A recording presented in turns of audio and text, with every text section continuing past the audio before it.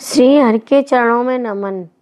स्वागत है आपका अपने चैनल श्री ग्रंथ ज्ञान पर।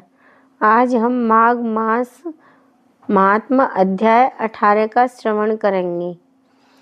श्री वशिष्ठ ऋषि कहने लगे कि हे राजन, मैंने दत्तात्रेय जी द्वारा कहा माघ मास का महात्मा कहा। अब माघ मास के स्नान का फल सुनो।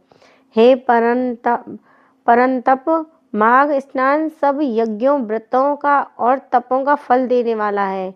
माघ मास में स्नान करने वाले स्वयं तो स्वर्ग में जाते ही हैं, उनके माता और पिता दोनों कुलों के लोग भी स्वर्ग को प्राप्त होते हैं। जो माघ मास में सूर्य उदय के समय नदी आदि में स्नान करता है, उसके माता पिता के 7 कुलों की पीढ़ी स्वर्ग को प्राप्त होती है। माघ मास में स्नान करने वाले दुराचारी और कुकर्मी मनुष्य भी पापों से मुक्त हो जाते हैं और इस मास में हरि का पूजन करने वाले पाप समुदाय से छूटकर भगवान के सदृश शरीर वाले हो जाते हैं। यदि कोई आलस में भी माघ में स्नान करता है, उसके भी सब पाप नष्ट हो जाते हैं।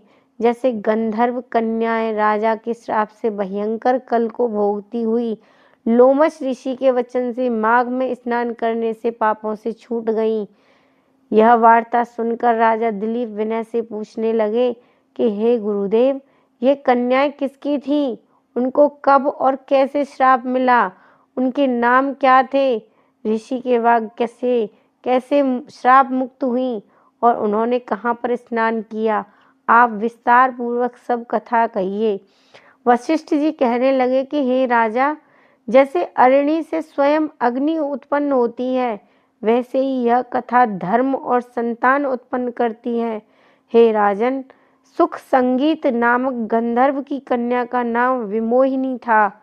सुशीला तथा स्वरवेदी की सुम्बरा, चंद्रकांत की सुतारा तथा सुप्रभा की कन्या चंद्रिका, ये 5 सब समान आयु वाली तथा चंद्रमा के समान कांति वाली और सुंदर थी।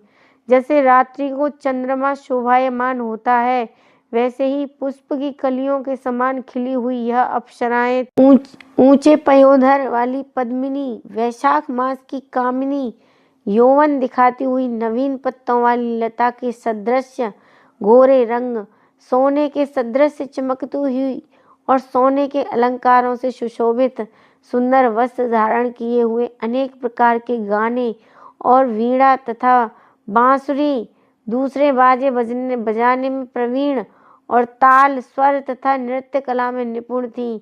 इस प्रकार वे कन्याएं क्रीड़ा करती हुई कुबेर के स्थान में विचरण करती थीं।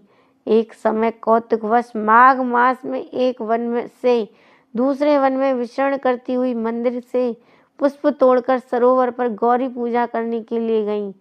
स्वच्छ जल के सरोवर में स्नान करके वस्त्र धारण कर मौन हो बालू मिट्टी की गौरी बनाकर चंदन, कपूर, कुमकुम और सुंदर कमलों से उपचार सहित पूजन करके ये 5 कन्याएं ताल नृत्य करने लगीं।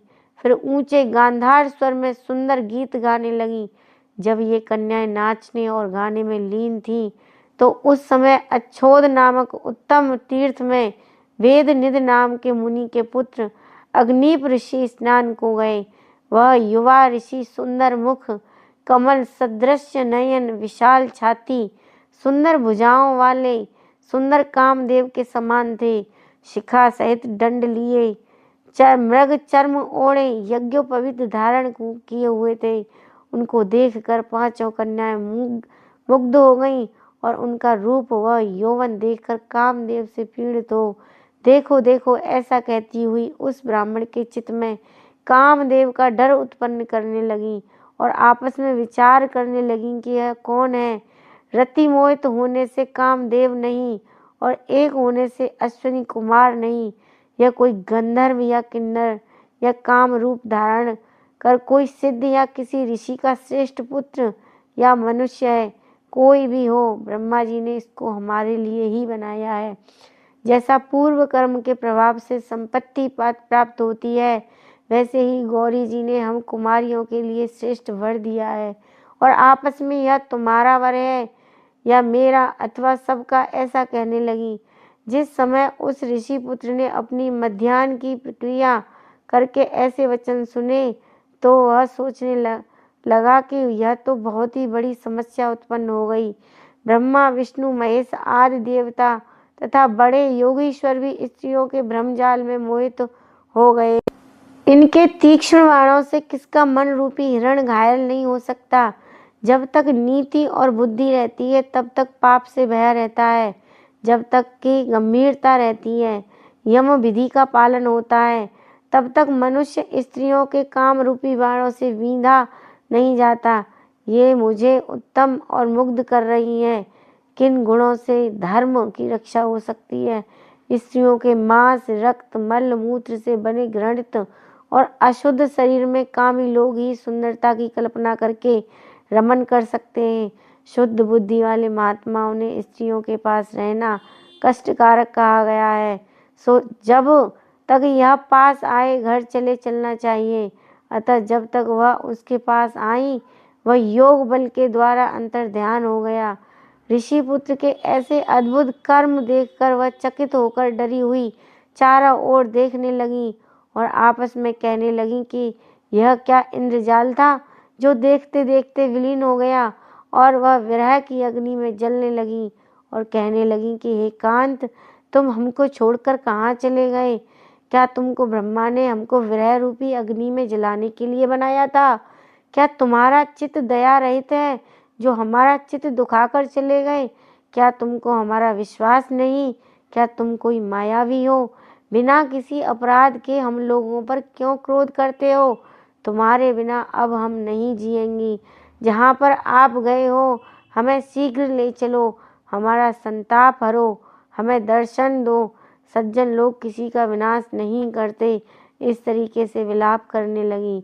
आगे का कथा में क्या आएगा सुनेंगे 19वें अध्याय में। तब तक के लिए हरे कृष्ण।